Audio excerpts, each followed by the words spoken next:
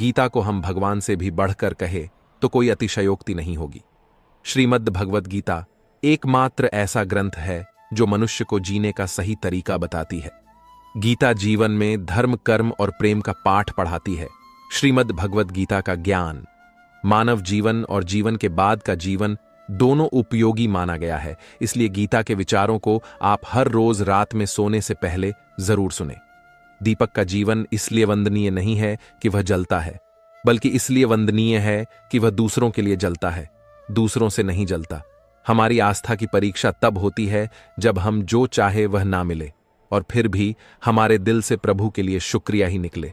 अगर सही मायने में आप अपना जीवन बदलना चाहते हो तो सबसे पहले आपको अपना मन बदलने के लिए तैयार रहना पड़ता है, क्योंकि जैसा आपका मन रहेगा वैसे ही आपके विचार होंगे, और जैसे आपके के विचार होंगे वैसे ही आपका जीवन होगा।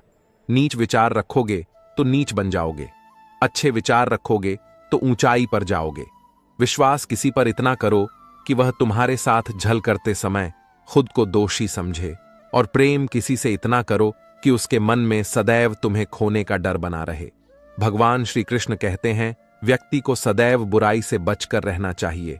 अगर कोई बुरा कर्म करता है तो वह कर्म उसको अपने जीवन में ना ही पड़ता है। जिस प्रकार सैकड़ों गायों के बीच बछड़ा अपनी मां को खोज लेता है, ठीक उसी प्रकार कर्म का फल आपको हजारों की भीड़ में भी खोज लेगा। माधव कहते हैं, किसी जीव को कष्ट देकर आप मुझे खुश नहीं देख सकते हो। श्री कृष्ण जगत के स्वामी हैं, वह कण कण में निवास करते हैं। छोटे से छोटे जीव के हृदय में ईश्वर का वास होता है। किसी जीव को कष्ट का अनुभव होना ईश्वर को कष्ट का अनुभव कराता है। इसीलिए किसी भी जीव को कष्ट देना ईश्वर को कष्ट देने के समान है। मृत्यु एक अटल सत्य है जिसे कभी बदला नहीं जा सकता है। इस संसार का जब से निर्माण हुआ है तब से जन्म मृत्यु का चक्र चलता आ रहा है। जिस प्रकार मनुष्य अपने पुराने वस्त्रों को त्याग कर नए वस्त्र धारण करता है, ठीक उसी प्रकार आत्मा पुराने व्यर्थ शरीर को त्याग कर नए शरीर को धारण करती है। यह प्रकृति का नियम है। इस सत्य को स्वीकार करके भयमुक्त होकर आज में जीना चाहिए। ज्ञानी व्यक्ति ना तो मरने वाले का शोक करते हैं और ना ही उनका शोक करते हैं जो अभी जिंदा है, क्योंकि वह जानते हैं जो मर गया वह फिर से जन्म लेगा और जो जिंदा है वह एक दिन जरूर मरेगा। केवल ज्ञान ही एक ऐसा अक्षय तत्व है जो कहीं भी, किसी भी अवस्था में और किसी भी काल में मनुष्य का साथ नहीं छोड़ता। धरती पर जिस प्रकार मौसम में बदलाव आता है, ठीक उसी प्रकार जीवन में भी सुख दुख आता जाता रहता है। युद्ध हो या जीवन सफलता केवल 3 शस्त्रों से प्राप्त होती है: धर्म, धैर्य और साहस। कोई भी मनुष्य जन्म से नहीं बल्कि अपने कर्मों से महान बनता है।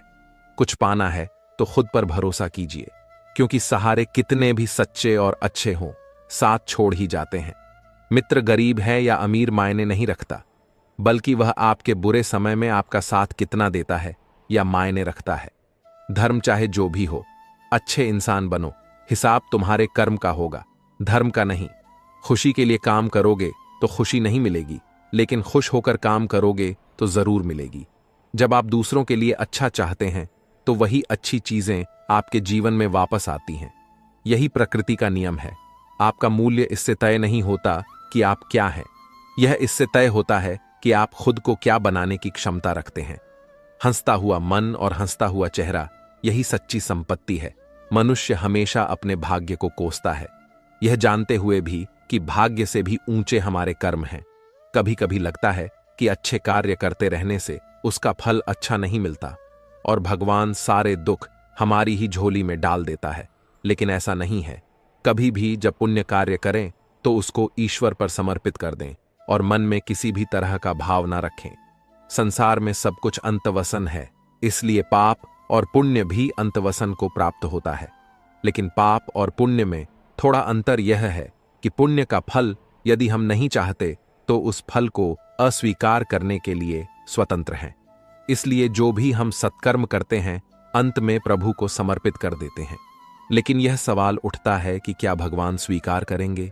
निश्चित स्वीकार करेंगे, क्योंकि भगवान ने स्वयं गीता में अर्जुन से कहा है, हे कुंती पुत्र, तुम जो भी करते हो, जो भी खाते हो, पवित्र यज्ञ अग्नि में जो आहुति डालते हो, जो भी दान देते हो, जो भी तपस्या करते हो, वह सब मुझे अर्पित करते हुए करो।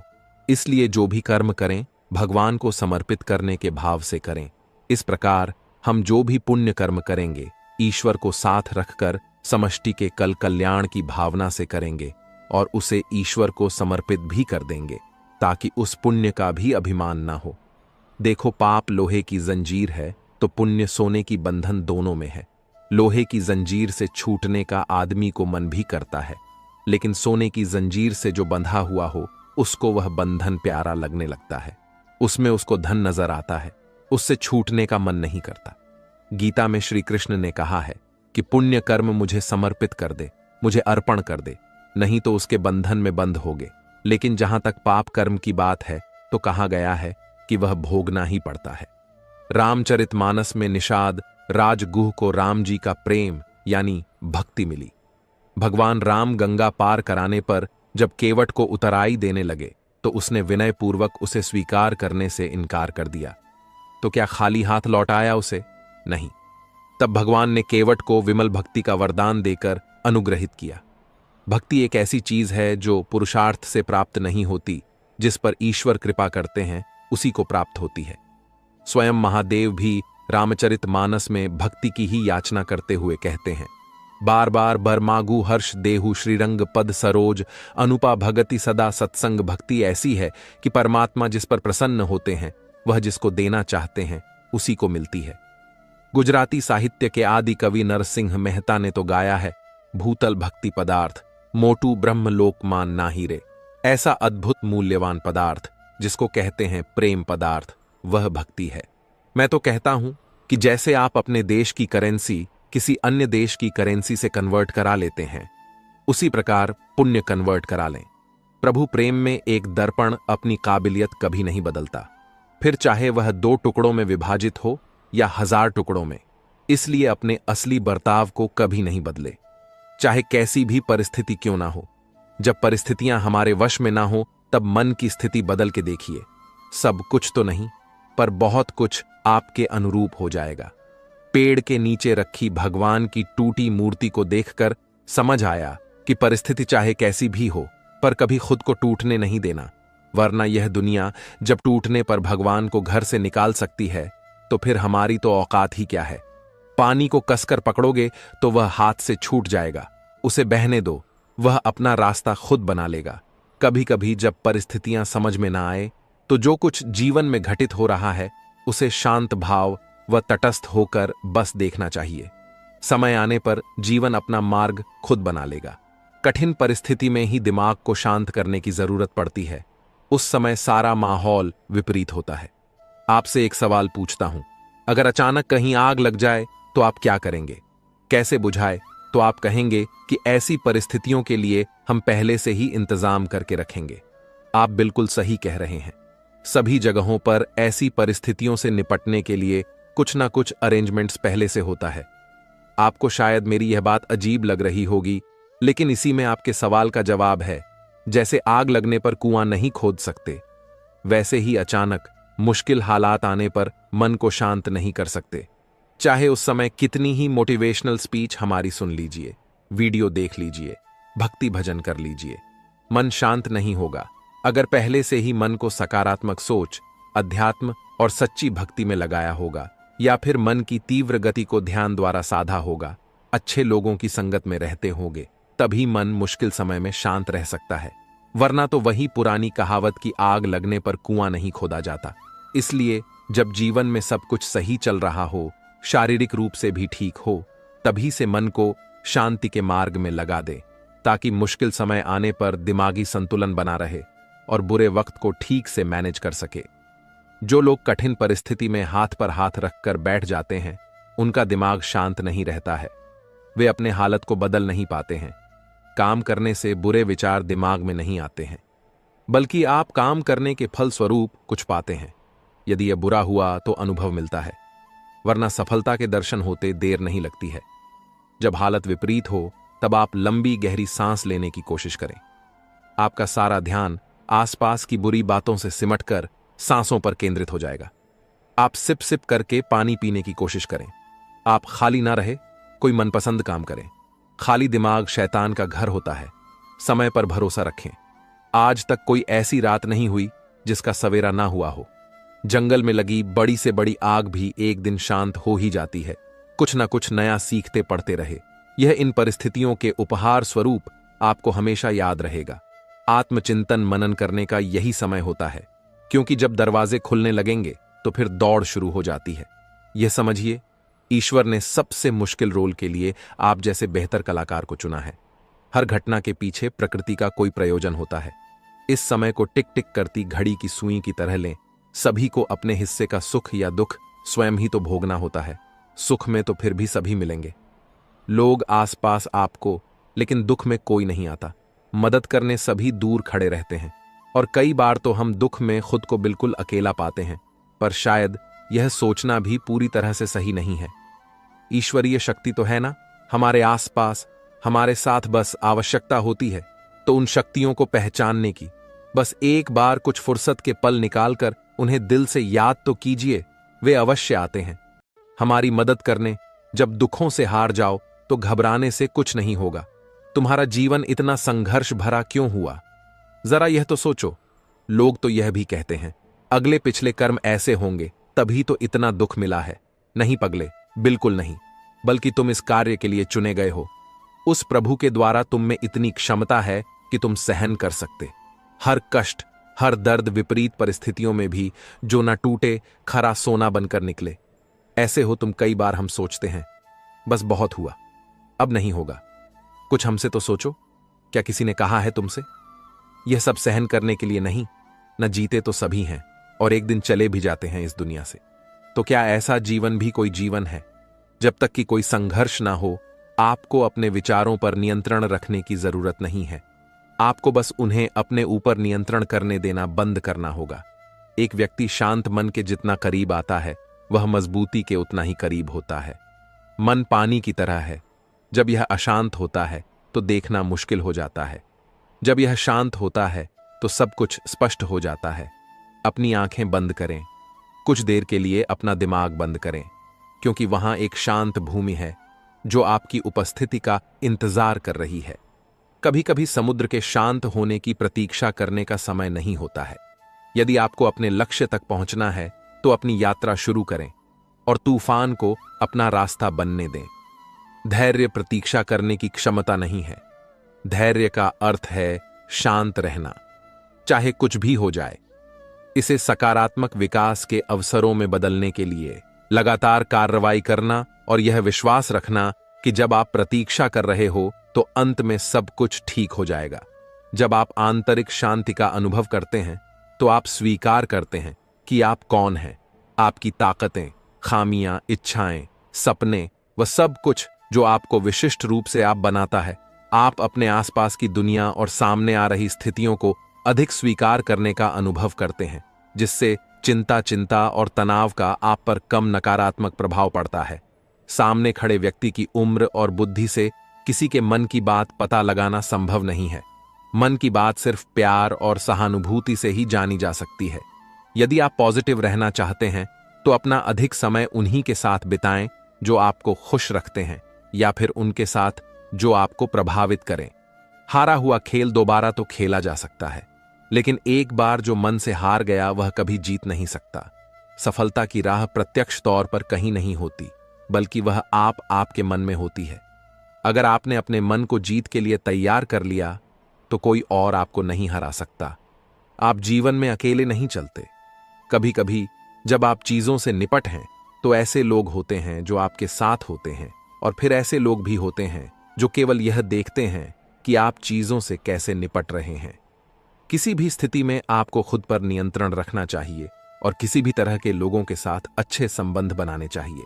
इसलिए शांत और निर्मल आभा बनाए रखें और आपके लिए चीजों से निपटना आसान हो जाएगा। यदि आपका मन शांत है तो विश्वास करें, आप इस दुनिया में कुछ भी जीत सकते हैं। ऐसा इसलिए है क्योंकि आप अपने कर्मों का उपयोग करने में सक्षम होंगे और चमत्कार के अलावा कुछ नहीं देंगे, और दुनिया आश्चर्य के सामने झुकती है। कोई किसी के दुख का कारण नहीं होता। यह तो अपने ही कर्म होते हैं जिसकी वजह से दुख उठाने पड़ते हैं। आज कौन सुखी नहीं होना चाहता, परंतु वह इसके लिए जो कर्म कर रहा है उसमें सुख है ही नहीं। तो मिलेगा कहां से? कर्म प्रधान विश्व करी राखा, जो जस करी सो तस फल खा। हम आज जो कुछ कर रहे हैं वह निष्फल नहीं होता, देर सवेर उसका फल अवश्य मिलता है। विज्ञान भी कहता है कि हर क्रिया की प्रतिक्रिया होती है। आग में यदि हाथ डाला जाए तो हाथ तुरंत जल जाता है, परंतु एक वृक्ष का बीज आज बोया गया तो उसमें फील आने में कई वर्ष लग जाएंगे, पर फल मिलेगा अवश्य। शुभ कर्म का फल शुभ और अशुभ का अशुभ होना ही है। आज हम जो कुछ हैं वह पिछले कर्मों का देन है, इसी को प्रारब्ध कहते हैं। प्रारब्ध के बाद पुरुषार्थ बहुत महत्वपूर्ण है। हम जो कुछ बनना चाहते हैं या जिस क्षेत्र में आगे बढ़ना चाहते हैं उसमें अपने पुरुषार्थ की महत्वपूर्ण भूमिका होती है।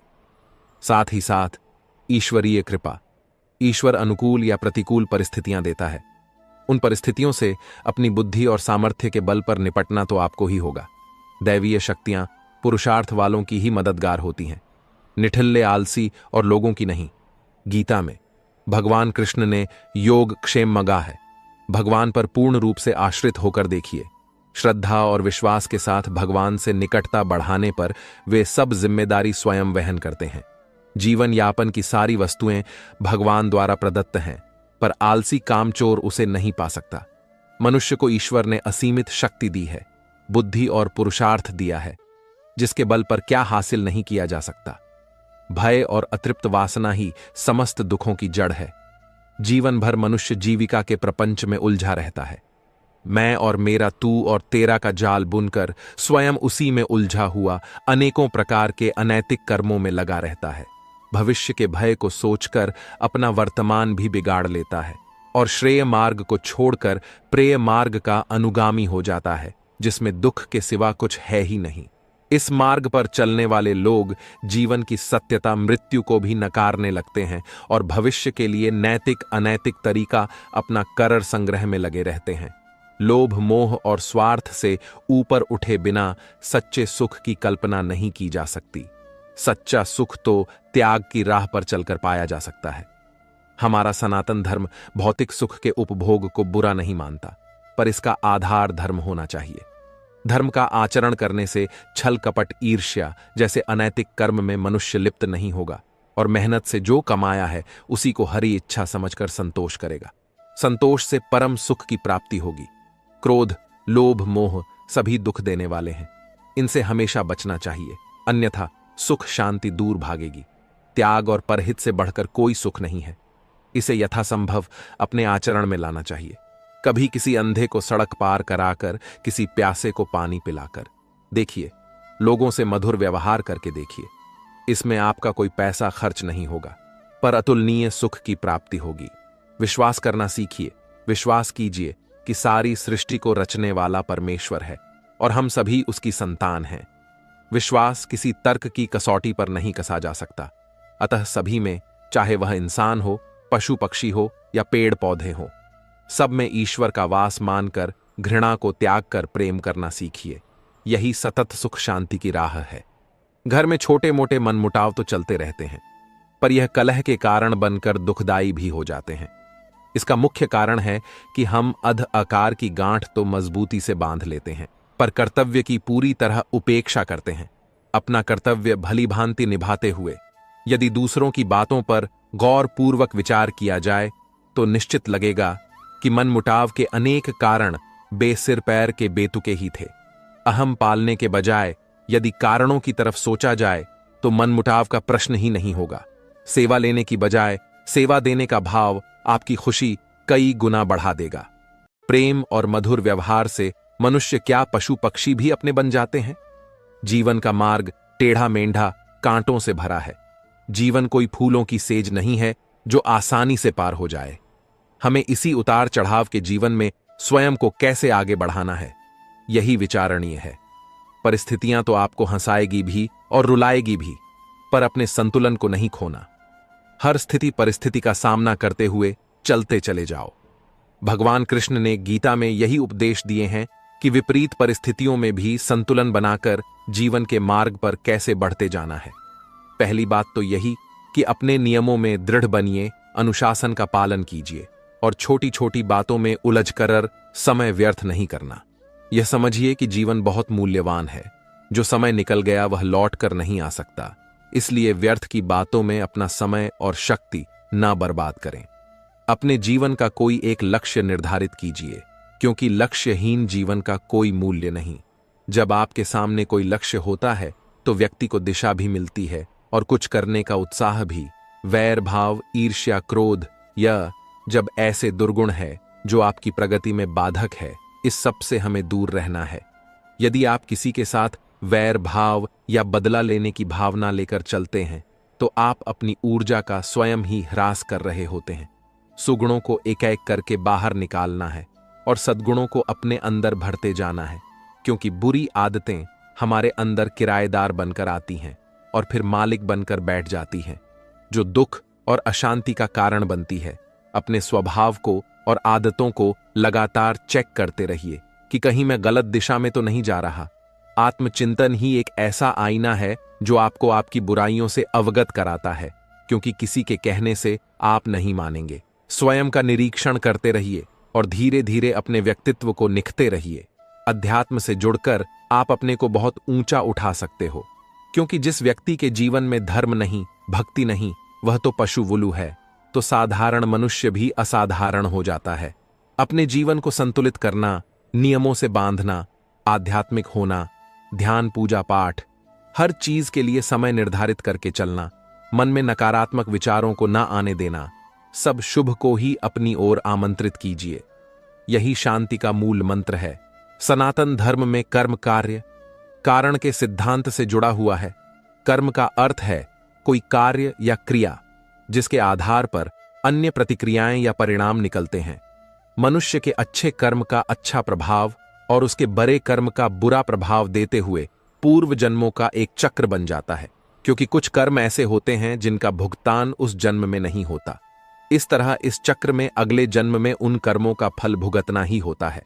वहीं कार्य कारण सिद्धांत का संबंध न केवल भौतिक युग से होता है, बल्कि हमारे द्वारा किए जा रहे कार्यों, सोचे जा रहे विचारों, कहे जा रहे शब्दों तक पर यह लागू होता है।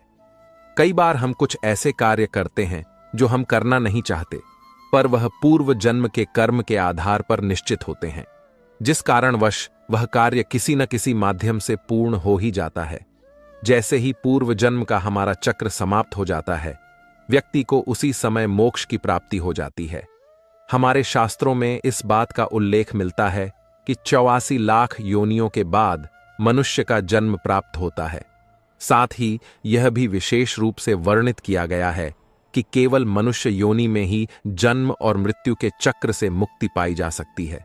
मनुष्य के कर्म का फल उसकी परिस्थिति और दैवीय शक्तियों द्वारा निर्धारित होता है।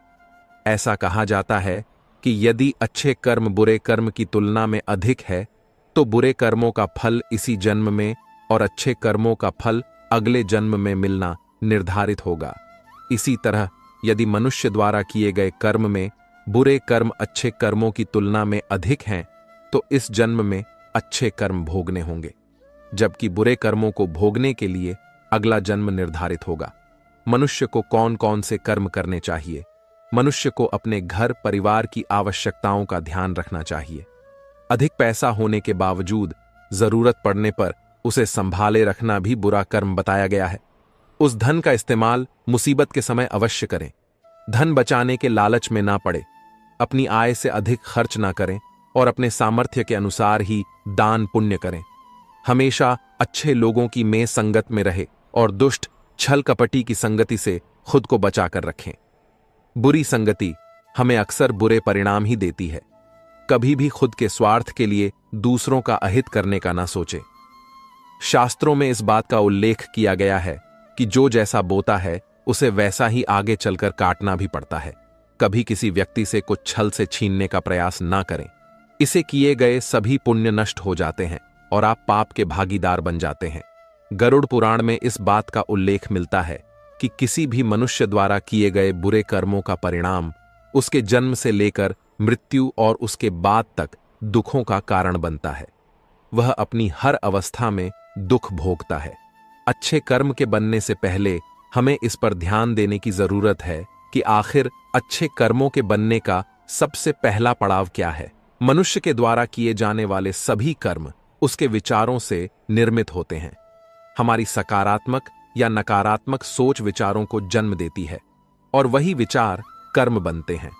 इस तरह सोच सकारात्मक होने पर ही अच्छे कर्मों का निर्धारण हो सकता है। अच्छे कर्म को करने के लिए हमारे आसपास का वातावरण बहुत अधिक जिम्मेदार होता है।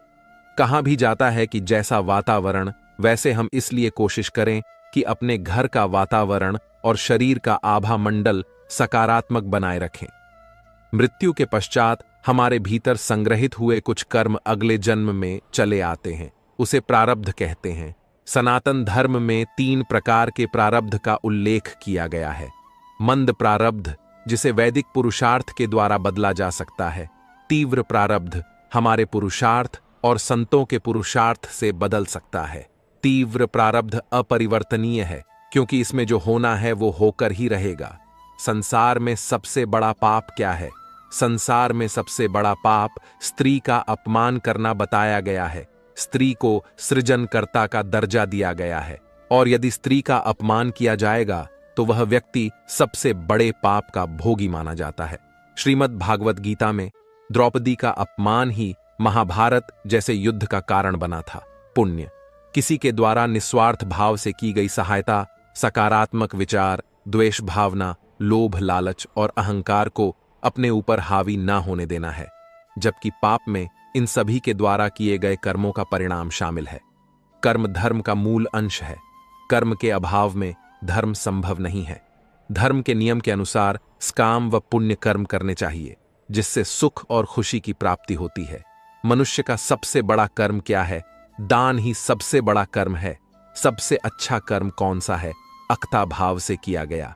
कोई भी अच्छा कर्म ही सबसे उत्तम कर्म है, कर्ता भाव से किया गया। कोई भी अच्छा कर्म अच्छा तो है, पर उत्तम नहीं है। गीता में कर्म क्या है? गीता के अनुसार जो कर्म निष्काम भाव से ईश्वर के लिए जाते हैं, वे बंधन नहीं उत्पन्न करते। वे मोक्ष रूप परम पद की प्राप्ति में सहायक होते हैं।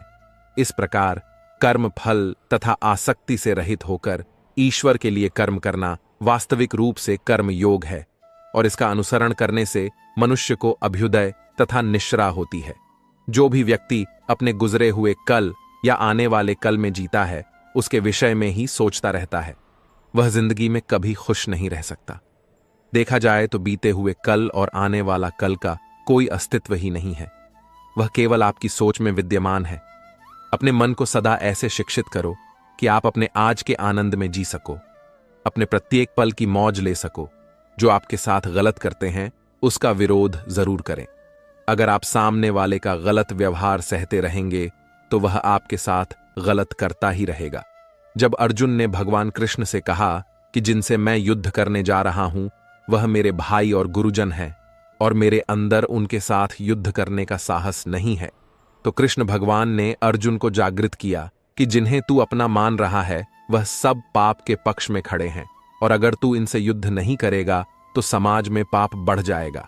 क्योंकि जब गलत का कोई विरोध नहीं करता है, तो सामने वाला गलत करने का जैसे हकदार हो जाता है, और जब आप सब कुछ चुपचाप सहते रहते हो, तो सामने वाले को बल मिलने लगता है, वह आपको कमजोर समझने लगता है।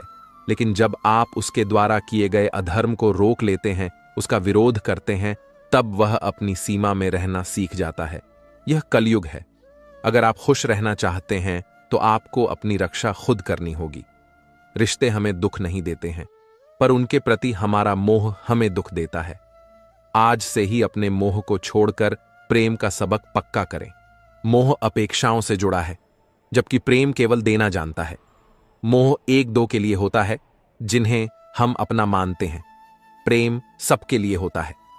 मोह से कमजोरी पैदा होती है। इसके विपरीत प्रेम से ताकत महसूस होती है। मोह में इंसान एक दूसरे को बांधने की कोशिश करता है, जबकि प्रेम एक दूसरे को फ्रीडम देता है। भगवत गीता हमें सिखाती है कि हमें सदैव अच्छे कर्म करने चाहिए। परमात्मा की प्रकृति में इंसाफ अवश्य होता है। आपके द्वारा किए गए अच्छे कर्म आपको मुश्किल वक्त में परेशानी से बचाते हैं। इसी तरह आपके द्वारा किए गए गलत कर्म की सजा भी आपको जरूर मिलती है। भगवत गीता में श्री कृष्ण ने अर्जुन को यही सिखाया है कि क्षत्रिय होने के नाते जो तेरा कर्तव्य है, जो तेरे लिए सही है, वही काम कर। दुनिया के लोग ज्ञान और अज्ञान दोनों से चलते हैं, इसलिए तू दुनिया का अनुसरण ना कर बल्कि सत का अनुकरण कर। तेरा धर्म तेरा कर्म यही है कि तू अधर्म का नाश कर और धर्म की रक्षा कर। ऐसे ही हर इंसान का अलग अलग कर्तव्य होता है। हम कभी भी कुछ भी इसलिए ना करें कि सब लोग यही करते हैं। अगर आप भी वही करोगे जो सारी भीड़ कर रही है तो आप उस भीड़ में कहीं खो जाओगे। लेकिन अगर आप विचार करके वह काम करोगे जो आपके लिए सही है, जिसकी आप में प्रतिभा है, तो सारी भीड़ में भी आप अलग नजर आओगे। इस बात का हम सदा विश्वास रखें कि जो चीज हमारी है वह कहीं ना कहीं से हमारे पास अवश्य पहुंच जाएगी। और जिंदगी में जो कुछ भी आपको हासिल नहीं हुआ है उसका पछतावा करना और उसके लिए रोना छोड़ दे प्रयास करना मनुष्य के हाथ में है, पर उसका फल उसके हाथ में नहीं है। हम जीवन में किसी की मदद करें या ना करें, पर किसी का भी दिल हमारी वजह से ना दुखे। यह बात हमेशा हमें याद रहे। अगर हम किसी का भी दिल दुखाए तो हमें भी उसका दर्द अवश्य मिलेगा। जब हमारी वजह से किसी का दिल दुखता है तो हमें पता नहीं चलता, लेकिन जब हमारा दिल दुखता है तो हमें समझ में आता है। भगवत गीता हमें सिखाती है कि जो कुछ भी होता है अच्छे के लिए होता है। जो हो रहा है उसमें भी कोई भलाई अवश्य है, और जो होगा उसमें दृढ़ विश्वास रखें ही अच्छा ही होगा। कभी कभी हमारे जीवन में कुछ ऐसी परिस्थितियां आ जाती हैं कि हमारे अंदर यह ख्याल आता है कि मेरे साथ ही ऐसा क्यों हुआ या मेरे साथ बहुत गलत हुआ। लेकिन जब वक्त गुजर जाता है तब हमें एहसास होता है अगर हमारे साथ यह सब नहीं हुआ होता तो आज हम इस मुकाम पर नहीं होते। मनुष्य को किसी भी चीज की अति नहीं करनी चाहिए, ना किसी से अति का राग, ना किसी से अति का वैर। हद से ज्यादा आराम आपको आलसी बना सकता है और हद से ज्यादा खाना आपको बीमार कर सकता है। बहुत ज्यादा भूखा रहना भी खराब है। पूरी नींद, पूरा विश्राम, पूरा भोजन हर व्यक्ति के लिए जरूरी है। जीवन को सदा संतुलन के साथ जीना चाहिए, चाहे आपके पास कितनी भी शक्ति क्यों ना हो। लेकिन सत्य और ईश्वर जिसके साथ खड़े हो जाएं, उसे दुनिया की कोई भी ताकत नहीं हरा सकती। अर्जुन धर्म युद्ध लड़ रहे थे। भगवान कृष्ण उनके साथ थे और उनकी जीत निश्चित थी। महाभारत के युद्ध में यह उदाहरण स्पष्ट नजर आता है। मनुष्य को सदा धर्म के मार्ग का अनुसरण करना चाहिए। अर्जुन युद्ध नहीं करना चाहता था क्योंकि सामने उसके पितामह और गुरुजन थे, लेकिन श्री कृष्ण ने उसे ज्ञान दिया कि यहां पर बात तेरे अधिकारों की है। भरी सभा में द्रौपदी के साथ किया गया अपमान पांडवों के साथ हुआ अधर्म सहने योग्य बात नहीं है। जैसे हमें गलत करना नहीं चाहिए, ऐसे ही गलत सहना भी बड़ा पाप है, फिर चाहे वह अपना ही क्यों ना हो। जो भी व्यक्ति श्रीमद् भगवद गीता से मिलने वाली इन सीखों का मनन चिंतन करेगा, इनके महत्व को समझेगा, वह जिंदगी की हर परिस्थिति को स्थिरता के साथ पार कर पाएगा। जीवन में आने वाले मुश्किल समय में भी उसे राह अवश्य मिलेगा। जब समय विपरीत हो तब शांत रहना ही सही होता है। अशांति तभी आती है जब सब कुछ आपकी इच्छा अनुसार नहीं होता है अथवा कुछ भी आपके हिसाब से नहीं होता है। शांत रहने के लिए आपको बहुत कुछ छोड़ना होगा। अच्छे से समझना होगा कि सब कुछ आपके हिसाब से नहीं होगा, और इसके अलावा किसी से भी कोई उम्मीद ना रखें। जब हम किसी से कोई उम्मीद करते हैं और वह पूरी नहीं होती तब दुख होता है, और सोच सोच कर मन अशांत रहने लगता है। और जब मन अशांत रहता है तो कुछ भी अच्छा नहीं लगता और व्यक्ति शक्तिहीन सा महसूस करने लगता है। इसके अलावा इस बात से बहुत दूर रहे कि कोई क्या कर रहा है, क्यों कर रहा है, कैसे कर रहा है। कोई भी व्यक्ति जितना बता दे उतना ही सुन ले, उसके आगे कुरेद की आवश्यकता नहीं है। अपने धर्म के अनुसार अपने प्रभु से मन लगाएं, प्रभु में विश्वास रखें। जो कुछ सुलभ है उसी में खुश रहना सीखें। अपनी सेहत का ध्यान रखें। आप जितना प्रकृति के नजदीक होंगे उतना ही आप खुद में शांति की अनुभूति करेंगे। आप किसी नदी, किसी पर्वत पर भी जा सकते हैं। आप ध्यान द्वारा भी शांति प्राप्त कर सकते हैं। मन का बेचैन होना उसका स्वभाव है। हमारे मन को लगता है कि अगर वह अलग अलग बातों के बारे में सोचता रहेगा तो हमें आने वाली हर मुश्किल और मुसीबत से बचा लेगा, पर ऐसा होता नहीं है। हम अपने जीवन का काफी अधिक समय सोच विचार करके परेशान होने में निकाल देते हैं। भगवान श्री कृष्ण कहते हैं कि मन का यह स्वभाव बदलना मुश्किल जरूर है, असंभव नहीं। अच्छा, अब आप एक बात बताइए, क्या आप कुएं को कह सकते हैं कि वह कांव कांव की आवाज ना करें? या फिर क्या आप किसी मेंढक को कह सकते हैं कि वह पानी देखते ही ऊंची छलांग ना मारे? हमारे मन का भी कुछ ऐसा ही है। जीवन में कुछ भी होता है, अच्छा या बुरा, हमारा मन उस पर काव कांव करने लगता है। कांव कांव से मेरा मतलब है चिंता करना, व्याकुल होना। कोई बुरी बात होती भी नहीं है और मन परेशानी की ऊंची ऊंची लपटें लेने लगता है। कभी कभी तो मुझे ऐसा लगता है कि हम में से कई लोग सिर्फ परेशान होने के लिए जीते हैं। सारी परेशानी, पीड़ा, दुविधा अक्सर हमारी मन की बनाई हुई कहानियां होती हैं। हमारे मन को शांत और स्थिर करने के लिए दो उपाय देते हैं। पहला, ध्यान न लगाना या मेडिटेटर। दूसरा, वैराग्य भाव सीखना। अब ध्यान या मेडिटेशन शब्द सुनते ही आप में से कई लोग कहेंगे कि आप आंख बंद कर सांसें अंदर बाहर नहीं ले सकते। यहां हम सब गलती कर बैठते हैं। मेडिटेशन या ध्यान का मतलब सिर्फ आंख बंद कर बैठना नहीं होता। मेडिटेशन का मतलब होता है अपना पूरा ध्यान किसी चीज पर लगाना और उसे हटने नहीं देना। अगर आप रोटी बना रहे हैं तो सिर्फ उस बात पर ध्यान दीजिए। अगर आप पिक्चर देख रहे हैं तो अपना पूरा ध्यान पिक्चर पर लगाएं। यह मत सोचिए कि पिक्चर देखकर आप अपना कितना वक्त बर्बाद कर रहे हैं। जब आप जीवन के हर छोटे बड़े काम को पूरे ध्यान से करते हैं तो आपका जीवन ही एक मेडिटेशन बन जाता है। ऐसे जीवन में शांति, स्थिरता, साहस और सफलता का होना अनिवार्य है। वैराग्य भाव, दूसरा उपाय। वैराग्य का अर्थ यह नहीं कि आप सब कुछ छोड़कर जंगल में जाकर बैठ जाएं। वैराग्य का सच्चा अर्थ है कि आप जो काम कर रहे हैं उसका क्या नतीजा या रिजल्ट निकलेगा, उसकी चिंता ना करें। दुनिया में परोपकार सबसे बड़ा धर्म है और दूसरों की सहायता इस दुनिया का सबसे बड़ा कर्म है। जीवन में दूसरे से उम्मीद कम और खुद पर विश्वास ज्यादा रखिए। जिंदगी में बेशक हर मौके का फायदा उठाओ, मगर किसी के हालात और मजबूरी का नहीं। भीख और सीख ठोकर खाकर ही मिलती है। जीवन में किस्मत पर नहीं, अपनी मेहनत पर गुरूर होना चाहिए। जिंदगी जीने के लिए पिता की दौलत नहीं, पिता का सैया ही काफी है। दुनिया आपके हिसाब से नहीं चलती है, बल्कि आपको इस दुनिया के हिसाब से ढलना पड़ता है। आपका नजरिया सबसे अधिक मायने रखता है कि आप अपने जीवन में होने वाली घटनाओं को अवसर के रूप में देखते हैं या फिर कमी के रूप में। जो खुद खुश रहते हैं उनसे दुनिया खुश रहती है। जो जीवन में छोटी मुश्किलों को देखकर ही घबरा जाते हैं, वह कभी भी बड़ी सफलता का अधिकार नहीं रखते।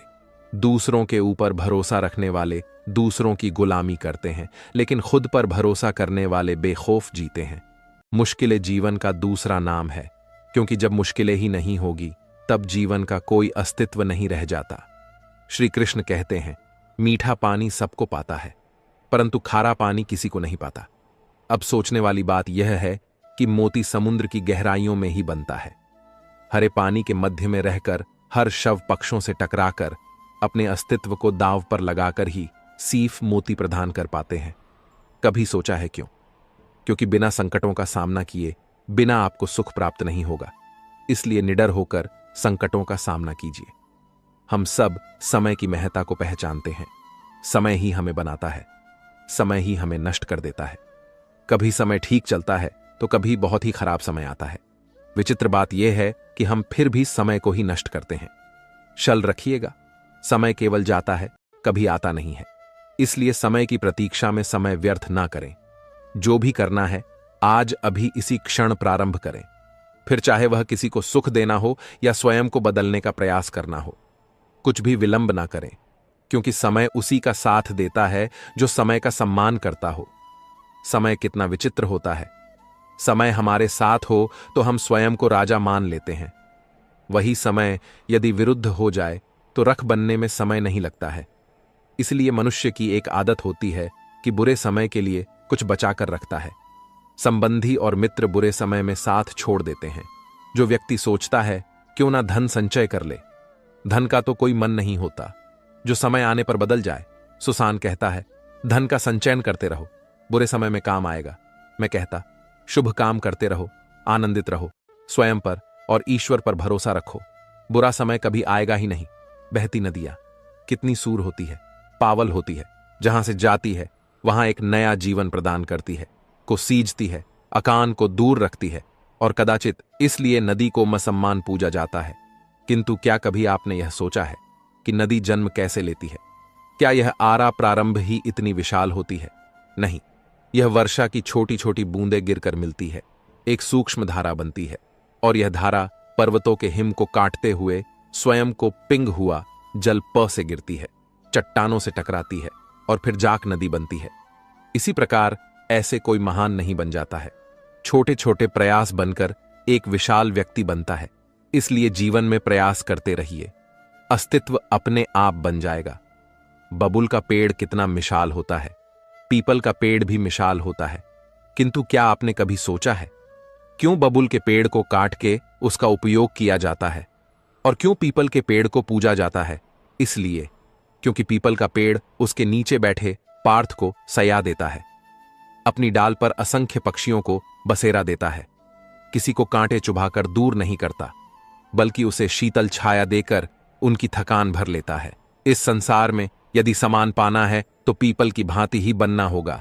कुछ देना सीखो, आनंद सुख शीतलता बांटना सीखो, और कांटों की भांति कभी किसी को कष्ट ना दो। समान स्वयं आपके पास चलकर आएगा।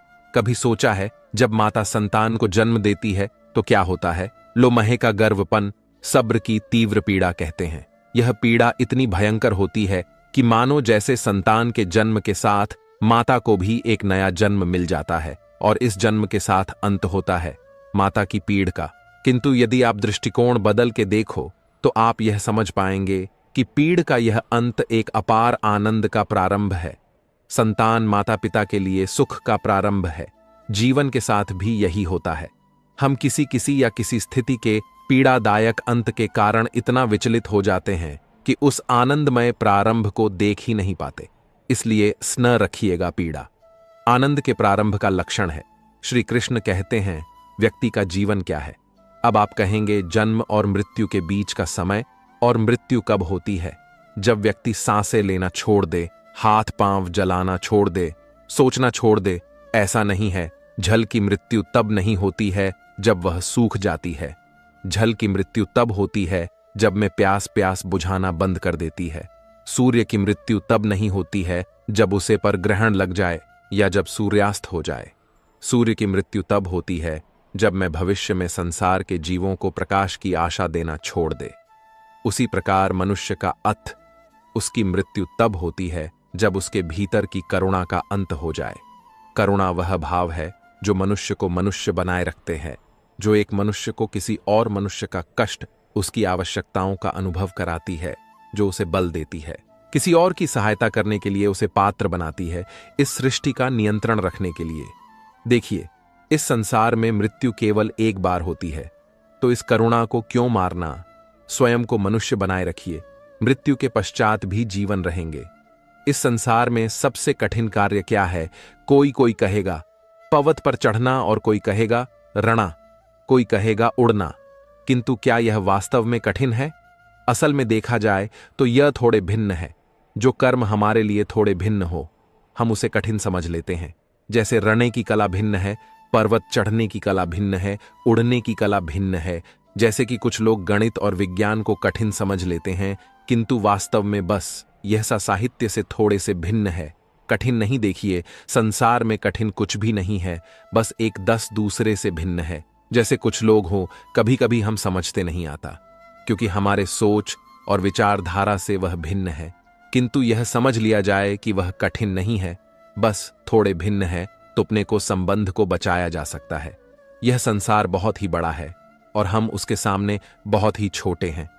इस संसार में लाखों लोग ऐसे मिल जाते हैं जो हमें समझते हैं कि संसार कितना बड़ा है, कितना अद्भुत है, कितना सुंदर है, और इस संसार की रचना करके ईश्वर ने कितना बड़ा कर्म किया है। किंतु आपको इस जीवन में कुछ मुट्ठी पर लोग मिलेंगे जो यह बताएंगे कि इस संसार में आप कितने महत्वपूर्ण हैं, आप कितने अद्भुत हो। यदि आप उनके साथ हो तो वह कितना अच्छा सजन कर सकते हैं, इस संसार को और कितना पवित्र बना सकते हैं। तो इस संसार को पीछे छोड़िए और उन मुट्ठी पर लोगों को महत्व दीजिए, क्योंकि वही आपके अपने हैं और वही आपको उचित मार्ग पर ले जाएंगे।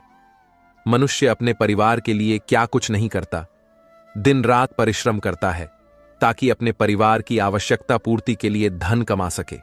परंतु क्या केवल धन कमाना पर्याप्त है? आप कहेंगे, हां, क्यों नहीं। धन से सब कुछ मिलता है। विद्या मिलती है, घर मिलता है, औषधि मिलती है। यह सब एक सीमा तक ठीक है, किंतु तनिक वन से सोच के देख, जब बालक रोगी होता है तो उसे कड़वी औषधि को क्यों पी लेता है? क्योंकि उसके पिता ने इसे औषधि को धन से खरीदा है? नहीं, बल्कि इसलिए क्योंकि उसके सामने न उसके पिता उसे पर विश्वास है।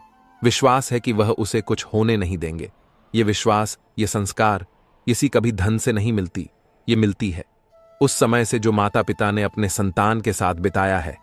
इस जीवन में धन अवश्य कमाइए, किंतु अपने परिवार को भी समय दीजिए, प्रसन्नता मिलेगी।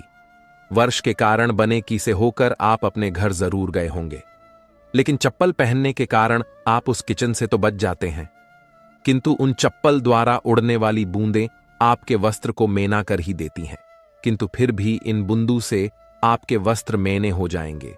इस कारण से आप चप्पल पहनना तो नहीं छोड़ते।